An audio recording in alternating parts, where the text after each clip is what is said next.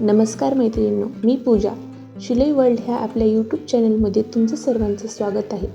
आरी वर्क करण्यापूर्वी ब्लाऊज पीसवर अचूक मापे टाकणे खूप महत्त्वाचे असते. आजच्या ह्या व्हिडिओमध्ये आपण ब्लाऊज पीसवर मापे कशी टाकायची, कोणत्या ठिकाणी मार्किंग करायची आणि त्या ठिकाणी कोणती काळजी घ्यायची हे सोप्या पद्धतीने पाहणार आहोत. चला सुरुवात करूया. तर आपण ब्लाऊजच्या मापावरून पाठीमागच्या गळ्याचा आकार देणार आहोत. तर इथे ब्लाऊजची उंची घ्यायची आहे. आपली ब्लाऊजची उंची आहे 13.5. 13.5 मध्ये आपण 1 इंच एक्स्ट्रा करायचं आहे, 14.5 येतं. तर आपल्याला इथे खाली 1 इंच सोडून वरती आपली गळ्याची मार्किंग करून घेणार आहोत. तर आता इथे आपली उंची टाकली आहे, उंची 14.5 घेतली. तर हा बोटनी गळा करायचा आहे, त्याच्यामुळे आपण पाठीमागच्या ब्लाऊजचं शोल्डर बघणार आहोत किती आहेत ती. तर अशा प्रकारे आपण हे शोल्डर बघून घ्या. तर आपलं शोल्डर 13 आहे, पण शिलाईसाठी हे लागतं त्याच्यामुळे आपण 14 घेणार आहोत.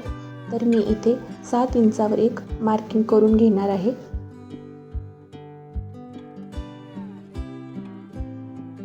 तर मोंढा इथे मी 6 इंचावर घेणार आहे.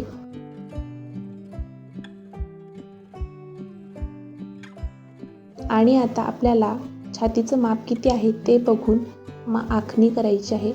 तर इथं छातीचं माप 9 इंच आहे. तर आपण 9 इंचावर एक मार्क करून घेतलं आणि पुढे आपल्याला 2 इंचाची मार्जिन करून घ्यायची आहे.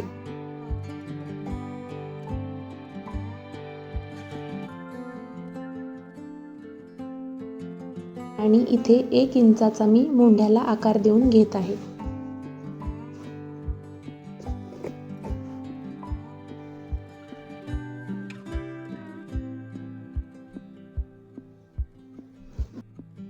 कमरेचं माप आपल्याला बघायचं आहे. तर कमरेचं माप आपलं 7.25 आलं आहे. तर 7.25 वर आपण एक मार्क करून घेऊ आणि नंतर 1 इंचावर पाठीमागच्या टक्ससाठी आणि 2 इंच मार्किंगसाठी अशा प्रकारे आपण इथे जोडून घेऊ. आता आपण गळ्याची आखणी करून घेऊ. इथे मी गळा 3.5 घेतला आहे आणि आपलं शोल्डर पण 3 इंचाचं येतं आणि गळा आपला 3.5 इंचाचा येतो. खाली पण मी 3.5च घेणार आहे. आता हे बॉक्स तयार करून घेऊ. आता आपला पाठीमागचा गळा किती आहे बघायचा आहे. खालची पट्टी बघूया किती आहे ती. तर आपली खालची पट्टी 5ची आहे, तर मी इथे 4चीच घेणार आहे. आपला हा बोटने गळा असल्यामुळे. आणि इथे मी खाली 4 इंचावर एक मार्क करणार आहे. आता आपल्याला पाठीमागच्या गळ्याचा व्यवस्थित असा आकार देऊन घ्यायचा आहे. तर मी इथे ड्रॉप गळ्याचा आकार देणार आहे. तर इथे गोल आकार तयार करून घेऊ. गळ्याला व्यवस्थित असा आकार देऊन घ्यायचा आहे.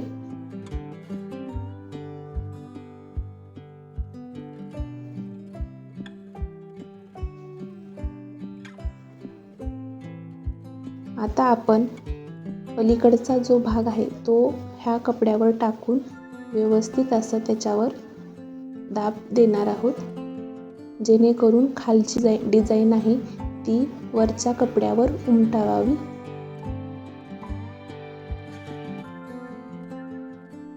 हे बघा, अशा प्रकारे उमटलं आहे. तर आता ह्याला व्यवस्थित आखून घेऊया.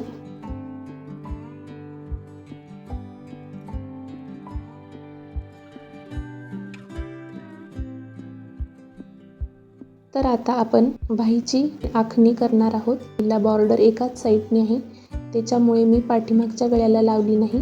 तर आता ही बॉर्डर फक्त आपण बाहीलाच लावणार आहोत, स्लीव्जला. आता मी मधोमध ह्याचा पॉईंट काढला आहे. तर आता आपली जी शिवलेली बाही आहे ब्लाऊजची, ती शिवलेली बाही ह्याच्यावरती ठेवून व्यवस्थित जशी बाही आहे त्याच पद्धतीने त्याच्यावर आखून घेणार आहोत. खाली आपल्याला 1 इंच सोडून त्याच्यावरती आपली आखणी करून घ्यायची आहे. तर अशा प्रकारे आखणी करून घेणार आहे.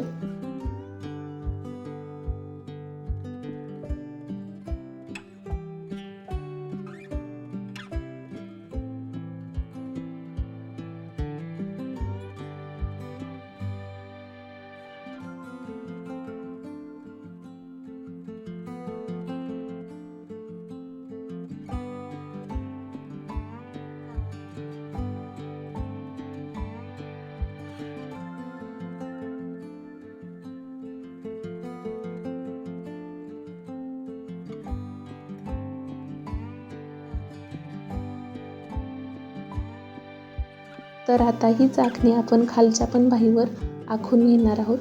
त्याच्यामुळे मधोमध पॉईंट दिला आहे आणि तोच खालची आखणी त्याच्यावर उमटवायची आहे आपल्याला.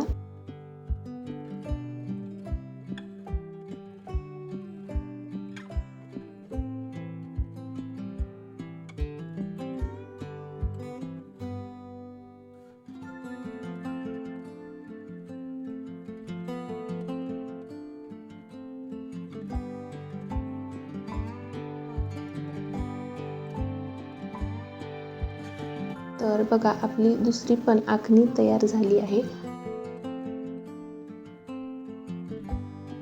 अशा पद्धतीने आपली पाठीमागच्या गळ्याची आणि बाहीची आखणी झाली आहे. आता आपण पुढच्या गळ्याची आखणी करून घेणार आहोत.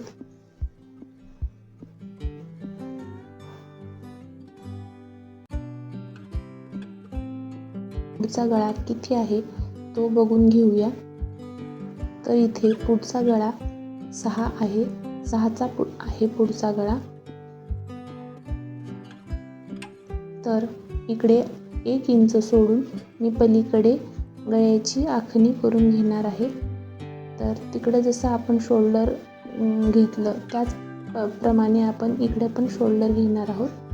तर मी 7 इंचावरच मार्किंग करून घेते आणि त्या 7 इंचावर आपण गळ्याची आखणी करून घेणार आहोत.